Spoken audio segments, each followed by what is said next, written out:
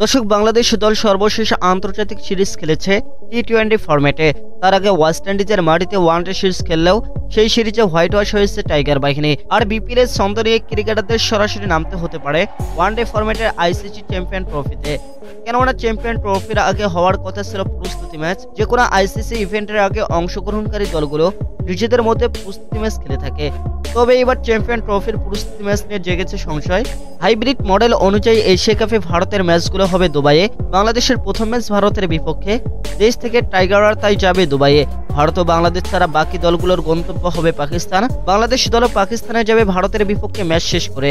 এদিকে পাকিস্তান, নিউজিল্যান্ড ও দক্ষিণ আফ্রিকা নিজেদের মধ্যে ত্রিদেশীয় সিরিজ খেলবে, যা শেষ হবে 14 ফেব্রুয়ারি। এই সিরিজের কারণে প্রস্তুতি ম্যাচের সূচি সাজাতে হিমশিম খাচ্ছে পাকিস্তান ক্রিকেট বোর্ড। পাকিস্তানের গণমাধ্যমগুলো জানিয়েছে, সব মিলে চ্যাম্পিয়ন ট্রফির আগে কোনো প্রস্তুতি ম্যাচ হওয়ার সম্ভাবনা খুবই কম।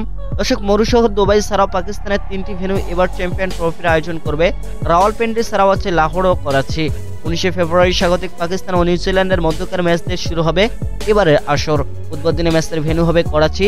পরের দিন ভারত ও বাংলাদেশ ম্যাচ হবে দুবাইয়ে।